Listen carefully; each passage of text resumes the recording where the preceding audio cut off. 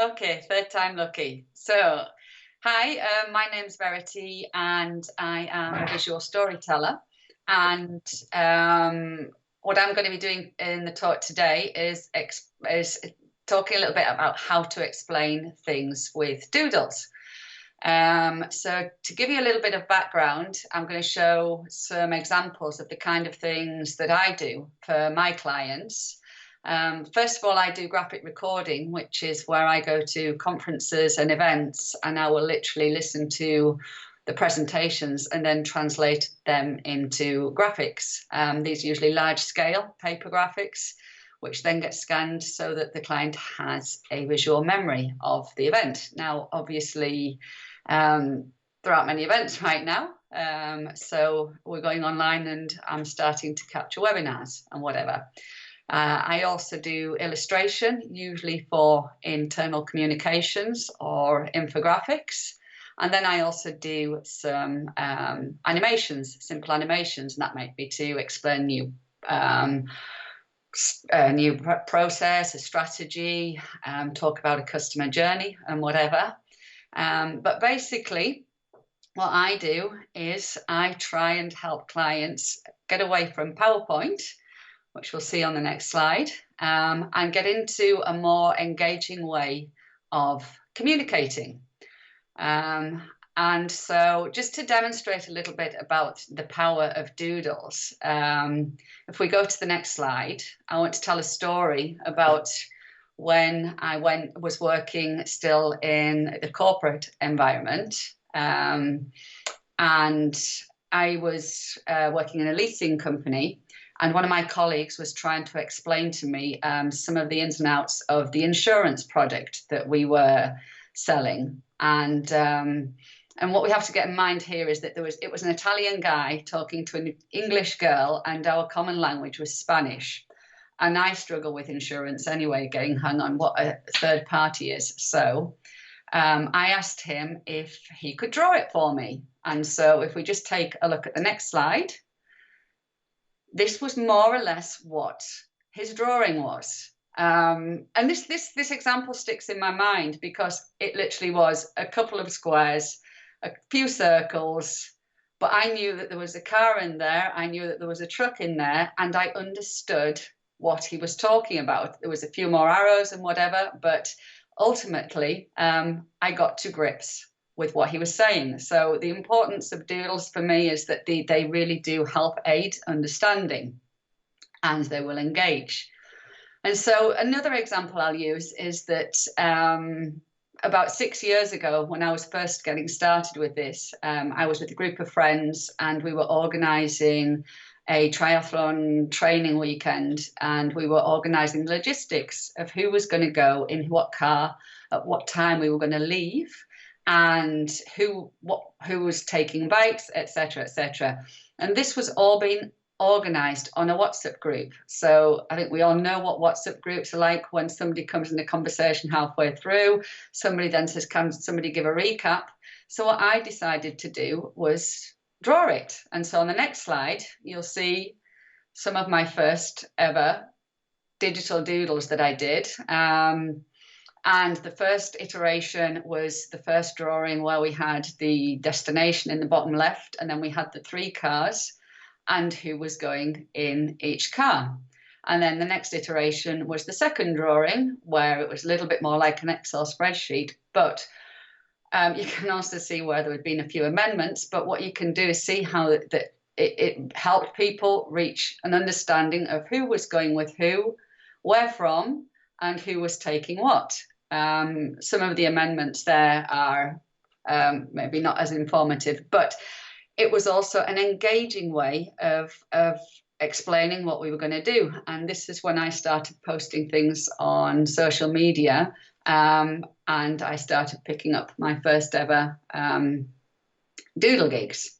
So, given that we're in a period now of serious change as far as the way we work, and that more and more we're all working from home, we're doing a lot more video conferencing and a lot more communication through webinars.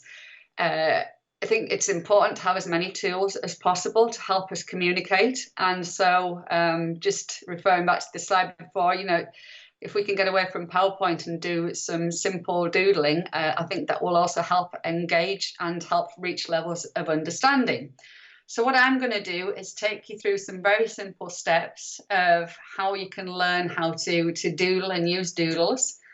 Just from the very basics, I often get people saying to me that they would love to do what I do, but they haven't drawn since they were at school, or they haven't picked up a pen for years, or they can't even draw a straight line. And so what I do is also help clients understand how easy it is to break down things into simple shapes and build very, very simple objects. You saw the drawing earlier of the truck and the car, and just how to get going with doodling. So what we get, just to get started, we actually start with a visual alphabet. And now, if some of you may have already seen some of the books that the visual, a lot of visual people use, and now I'm going to put a set of references at the end. But all of them start with a visual alphabet. We start with a dot, and then a straight line. We do curved lines, and then points that can be used for arrows. We then have circles and different kinds of ellipses, rectangles and squares, triangles, cloud shapes, squiggly lines, and different kinds of texture, dots and lines that you can use for texture. Now, I'll often teach people to draw, and I'll draw with them, but for the sake of this presentation, it was easier just to actually have everything on the screen. So various variations of these will come in the different reference books that I reference at the end. But ultimately, these are the lines that you would use as your visual alphabet. And if you just think about how we learn how to read and write, we start with letters, which we then put together to make words. And so on the next slide, what we're going to see is just how we actually put those shapes together and make put those lines together to make recognizable shapes. So, and I've literally done them like sums. Now, this isn't my idea. There is some very famous books by a guy called Ed Emberley called Make a World. And this is exactly what he does. He takes shapes and makes sums out of them and to create objects. So for the first one, we have a square and a triangle, which will make a house. And then for the next one, we have a cloud shape, 4 lines, and then a couple of little extra daubs, and we can immediately turn that into a sheep. And then for the next one, we take 3 curved shapes, half circles, 4 circles, 2 horizontal lines and a vertical line, and we have a car. And so my idea is, again, to show that just with a few simple lines, we can make recognizable objects. And what I tell people to do is to just look at the objects in front of you and look at how they're made, see where the vertical lines are, see where the circles are, and you then start to see how you can build up objects. So I've got a couple more examples on the next slide so that we can just see a few more. So maybe some things like a light bulb, the first one. Again, it's as simple as drawing a circle, 3 lines and a squiggle, and then there you have your icon for inspiration. And then we have another car example here, a car from the front, which is 2 sets of boxes and a few horizontal lines, 3 sides of a rectangle drawn twice, and 2 U-shapes, which we then fill in to make a car. And then perhaps what's one of my favorites, which is one of the trickiest things to draw before you start breaking it down, and that's a bike. So we take 2 circles, 2 triangles, 2 vertical lines, a C shape, and a little horizontal dash. And we put all of those together, and we've got a bike. And once again, I stress, we're not making art. We are making elements that are recognizable that we can use in communication and keep people interested when we're having to do long webinars and conversations. So if we go on to the next slide, what we're going to look at here is people and expressions. Now, there are 101 ways of drawing a stick figure. This is mine. So I take a slightly misshapen rectangle and stick an oval on the top and then attach 4 lines and a couple of dashes to get the first one. But then if we want to start giving this person some expression, we can put the hands on the hips and stick a nose on, so it's looking in the air. And that's immediately creating an expression either of exasperation or wonderment. And then on the next one, we can see we turn the face to the front, a downward frown, and we've got somebody who's angry. The next one is quite clearly, I've lost my keys. Well, hopefully it's quite clearly, I've lost my keys, but that's it. An arm on the hip, an arm on the head, a hand on the face, and we have an expression of questioning. And then for the last 2, we're just looking at how we can put some movement into our characters. And so again, I just use my standard stick figure. And for the arms, you have one curved line going down over, the other one going up over, and the same with the legs. And we put 2 dashes in there and we're running. And then the final one, we've got a bit of boogieing going on. So so that's how we start putting expression and movement into a person, a figure. And then for the facial expressions, the best place to get your inspiration is always going to be on your mobile phone. We have 101 emojis, and so all you need to do there is just take a look and check out some of the expressions. And you can see from the first one, it's a question of 2 simple dots and a curved line, and the second one as well. We add eyebrows to create worry. And then for other expressions, where we put the eyes and the mouth will also emphasize a certain expression. So we've got worry, we've got surprise, and then 2 eyebrows joined together is anger. And then we have confusion and shame. So that's going a little bit into expressions there. And so then when we want to go into talking a little bit about putting some context into our drawings, we can start looking at visual metaphors. So I'm going to take a drink. Again, we're just using very, very simple shapes.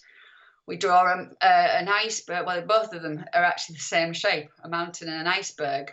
With just where we draw the line can give the drawing some extra meaning. So for the first one, obviously, as I say, we've got an iceberg, and this very often gets used to describe how very often you only see the tip of an iceberg as the amount of work that's gone into something, and what goes underneath is where the real work is. And then things like a mountain as a challenge. So if you're talking to your teams about, we're going to do this, this is going to be a challenge, use a mountain as a visual metaphor. And again, for things like this, I would say, you don't have to reinvent the wheel. One of the best sources of inspiration is Google Images. If you need to express something and you want to try doing it with doodles, then Google Images is your friend. So I'm going to just go on to the next slide, which is again a couple more examples of using visual metaphors. So we have an objective and a vision or a journey. So there you go. So, I could make this so much longer and go into so many more things, but I think also one of the things which is very important when you're communicating, if you decide that you want to use colour, I'm going to put 2 examples up of how you can use colour and just how it can aid understanding. So the first example was one of the first, or if not the first, graphic recording I ever did. If we just jump to the next slide, because I'm not controlling this. Right, okay. It's in Spanish because I work in both languages. So this was, as I say, my first ever graphic recording. And at the time, I just threw colour at it in as many weird different shapes and forms as I could, which can sometimes confuse the brain. And so I always tell people when they want to use colour in any kind of doodling that they do, to use it responsibly. So I have to wrap up. And so on the next one, we have something where you can see it's a very, very limited palette, but the information is so much more legible. And you can actually see and read things much more clearly. So, yeah, I'm going to put up now. I would say tools to use. If you've got a tablet, you can use the most basic stylus. If we can go to the next slide, there's just a few things there. Different tools if you want to draw. Oh, well, the most economic option obviously is pen and paper, and I'm still a big fan. But yes, if you have a tablet, these are some of the actual software applications you can use. And you can start with a basic stylus. And then on the next slide, I've got a few books that I would recommend to take a look at to get started. And then obviously, if ever anybody has any questions, you can find me at thinkdoodly.com or on Instagram, think_doodly, or Verity_Inc. And thank you very much for your patience, and I hope this has been useful. So, and good luck to everybody. Stay safe, stay home, and we're going to get through this. It's going to be fine. And that's it.